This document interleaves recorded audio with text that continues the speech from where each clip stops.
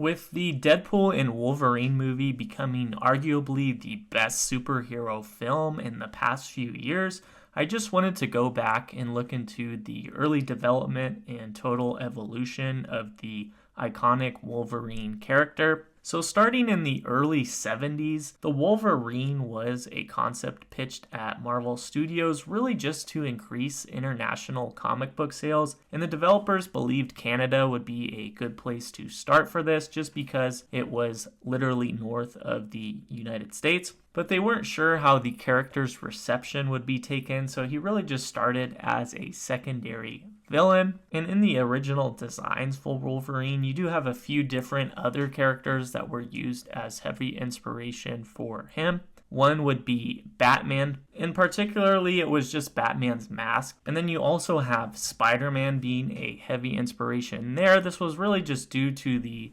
strength and agility of him. And then you also have Hulk, particularly the Berserker Rage, but really sticking to the theme of the Wolverine names, particularly the animal. That's where you get the mutant aspects of that there. And in terms of his specific color scheme, you do have the early developers actually looking to the Michigan football team, which are the Wolverines. You also have the earlier versions of the X-Men also following that yellow and blue theme. So you have both of those tying in together there. So he did first appear in a Marvel comic in 1974. This was just originally a teaser to a Hulk comic, and then he later came to fight Hulk as an antagonist in the following issue, and this was really just to test out the character. He was even possibly just written off as a one-off assassin, but after a decent reception from the comic, you have them continuing the Wolverine character and eventually introducing him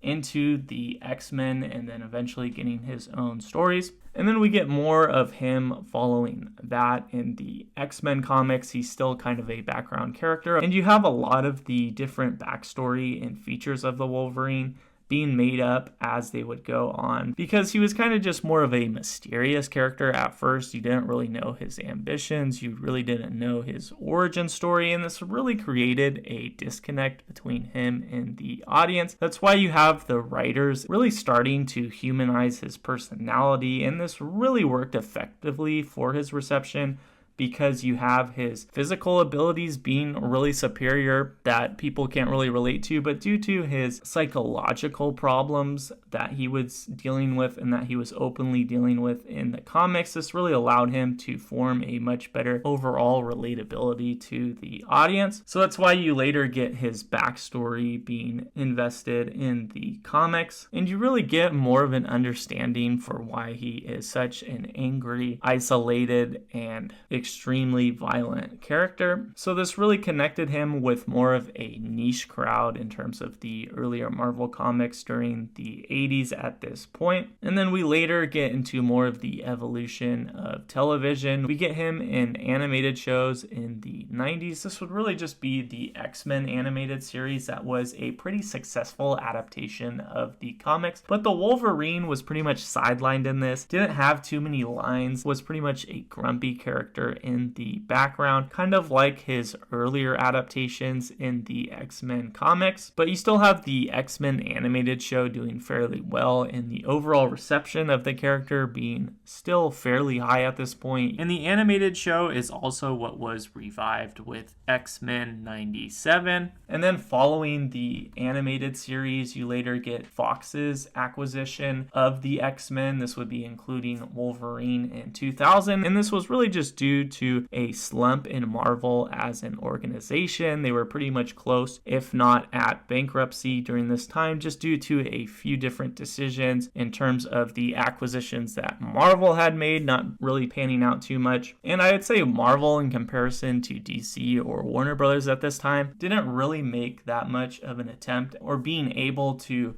evolve their comics into cinema, particularly live action movies, even though now, looking back years later, you have the MCU with Disney really creating a bunch of box office masterpieces for the Avengers. But at the time, you really don't have the same level of Marvel on the big screen, so that's where you get Fox coming into the picture here. And they also got Fantastic Four, and this is also the same time where you get Sony getting the rights to Spider-Man just because Marvel was selling off what they could just to keep things afloat. And that's where we get the Wolverine edition in Fox's X-Men. You originally have Fox wanting Russell Crowe for the role, but at this time you have Russell Crowe being really tied up with Gladiator, and he also didn't really want to take the superhero route for his acting career. So that's why you have Russell Crowe recommending Hugh Jackman, who at the time wasn't really that big of an actor. He also was really just doing Broadway musicals, if anything. So you don't have too much of an excitement really being brought up from the casting here. And you have a little bit of a contrast between him and the original character, because the original Wolverine in the comics was pretty short and stocky, in addition to, of course, being Canadian. And then you have Hugh Jackman, who's an Australian, who's on the much taller and thinner end. And then you have the character, of course, being a little bit more Americanized, if anything. So you really don't have too much of a good reception from the original news of the casting, but we really see Hugh Jackman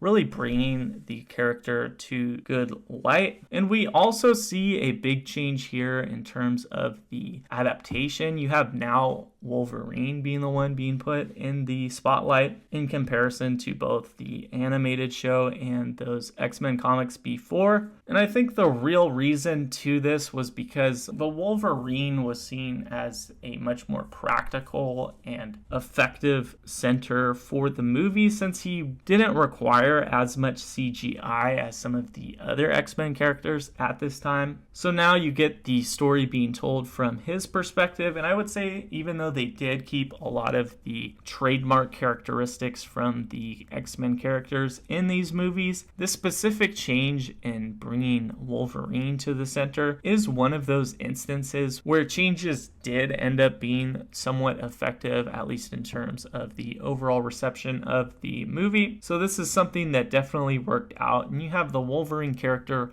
really growing among fans, and he definitely was one of the fan favorites for the movie. And then you have a second, even third X-Men movie being greenlit after this, and of course Hugh would go on to bring the character more and more mainstream just due to the same evolution that he underwent in those earlier comics. You now get that being brought onto the big screen, and again, this would be one of the first instances of anti-heroes really being a pretty drastic take on a superhero. So having a little bit more violent or negative tendencies in there was something that was pretty established in the comic book world at this time, but we really hadn't seen that yet on the big screen in terms of live action superhero movies. So this was definitely a first for that in terms of the overall personality for the character, but it still was very well received by fans. And that's why you also get the focus on Wolverine in the X-Men's Origins movie, and that's where we get the not so well received version of Deadpool in there. So you get more and more solo movies even within the X-Men for Hugh Jackman and the Wolverine at this time. And Hugh Jackman, almost like Robert Downey Jr., would be one of those perfect castings that would really last a long time. You don't have any recastings at all for the Wolverine, and I think he would be one of the only X-Men characters that have only been played by the same actor. So you really got to contribute it to Hugh Jackman for really putting a face behind the character. And then that would really lead into today's world. You have eventually the Logan movie being what looked to be an end for